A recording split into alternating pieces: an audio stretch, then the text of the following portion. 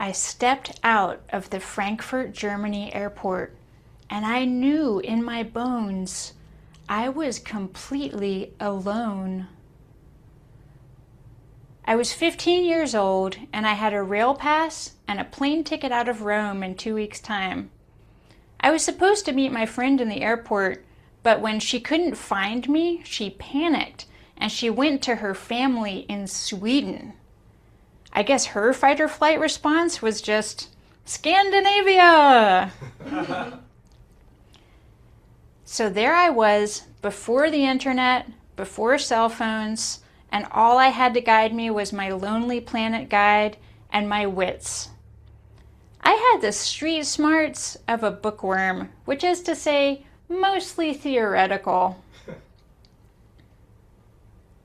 Now, you might be wondering how I ended up by myself at age 15 traveling across Europe. I had always been precocious.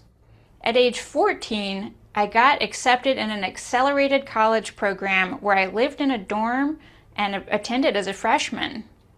And my second year, I transferred as a sophomore to get in-state tuition at my home-based university.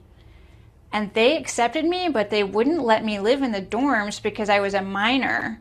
And then I was too young to drive myself to and from classes, so my parents got me an apartment downtown.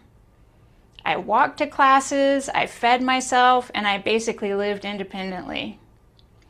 People ask me, like, do you feel like you're growing up too fast? Or like, are you rushing your childhood? And now when I look back on it, I think there's some truth in that. But at the time, it just seemed like the most logical thing.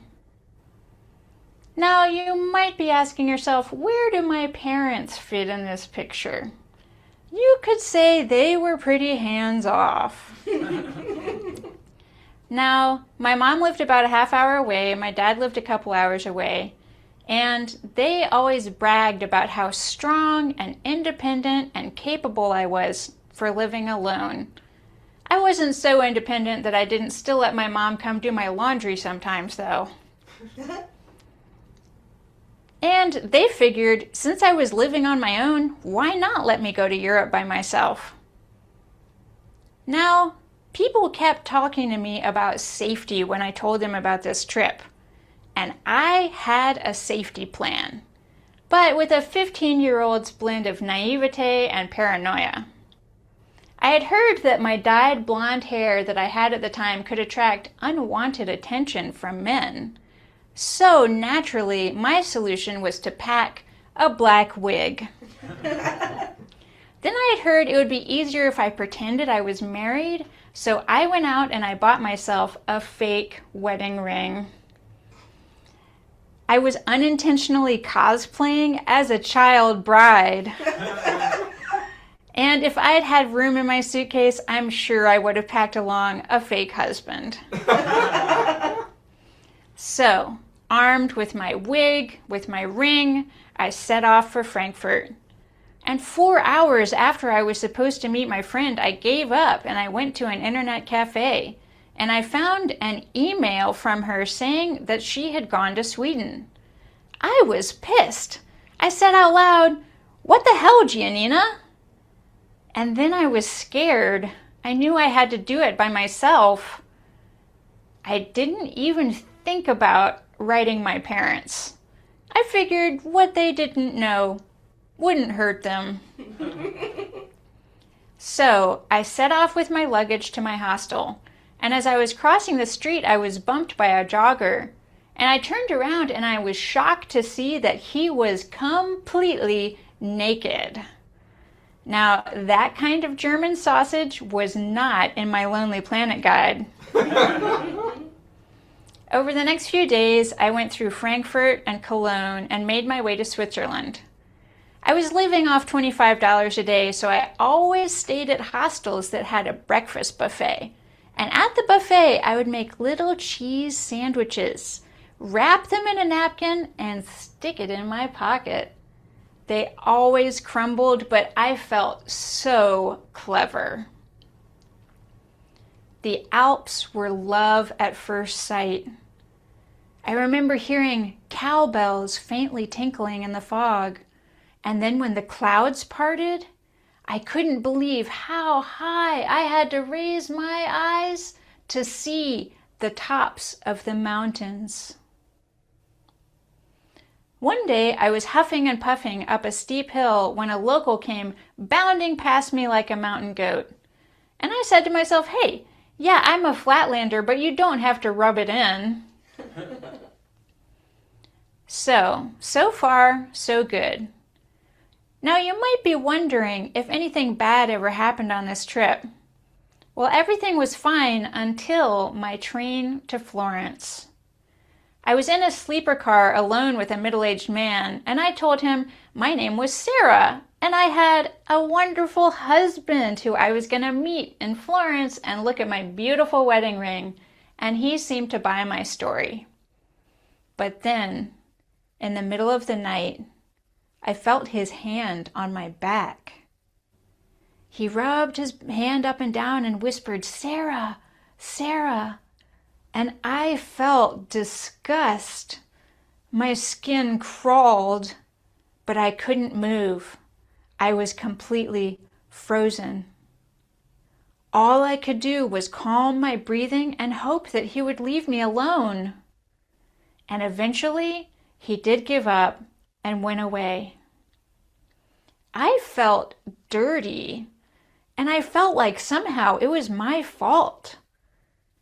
I have sat there wishing that I had sat up and told him, get off of me, or wishing that I had gone to tell the conductor, but I couldn't do anything but freeze.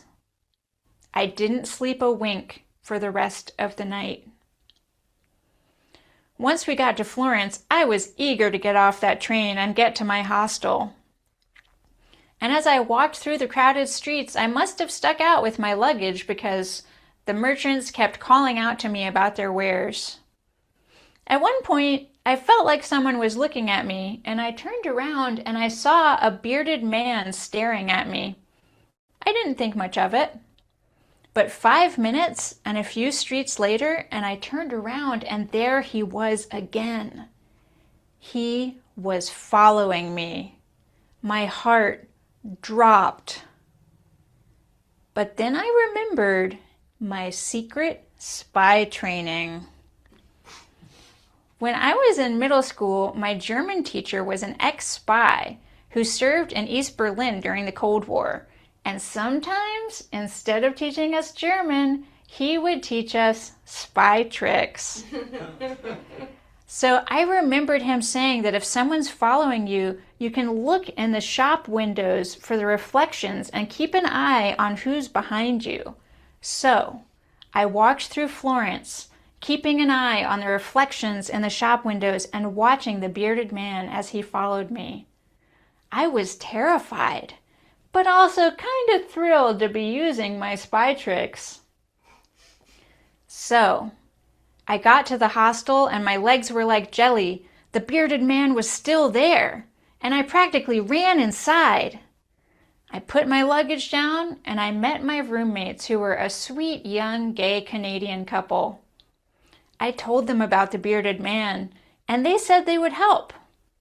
They peeked out the front door of the hostel, and sure enough, there he was. And that's when I remembered my second spy trick. I had packed a disguise.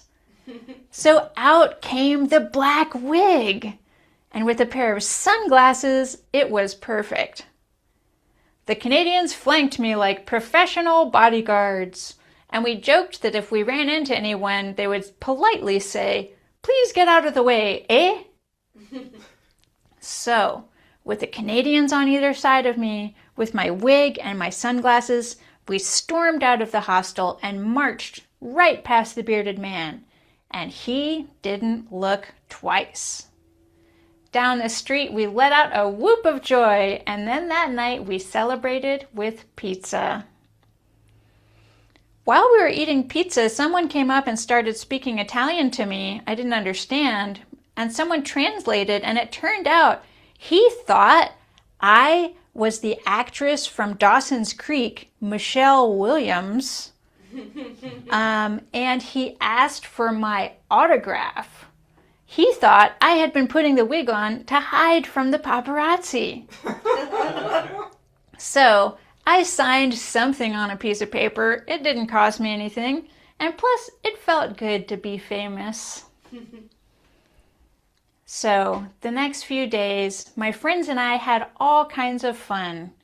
We rode up and down the streets on shopping carts, and we hopped over walls to explore abandoned buildings.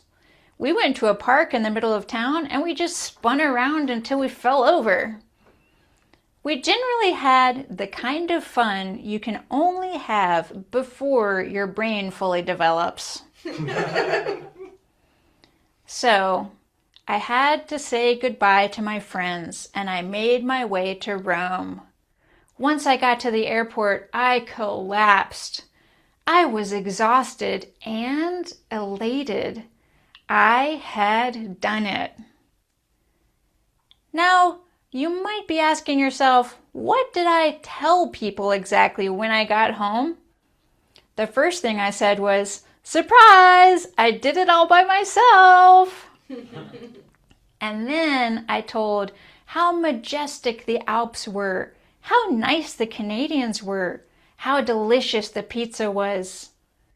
And my family told everyone how strong and independent and capable I was for doing the trip by myself. And that was true. But it's also true what I never told anyone, that there was a strange man's hand on my back in the middle of the night, that someone followed me all the way to my hostel. The fact that I knew I was thousands of miles from home, almost a child, and that no adult knew where I was. All I had to protect me was a wig and a fake wedding ring, and it wasn't enough. I did learn a few things from the trip. For one thing, sometimes spy tricks really work. But on a deeper level, when I felt like I had to be strong and independent and capable, I thought that meant doing everything all by myself on my own little lonely planet. But I learned that I could reach out and ask for help and even make new friends. Now, you might be wondering if I would ever let a young person in my care do what I did. And I'll tell you, not without a lot more spy training. Thank you.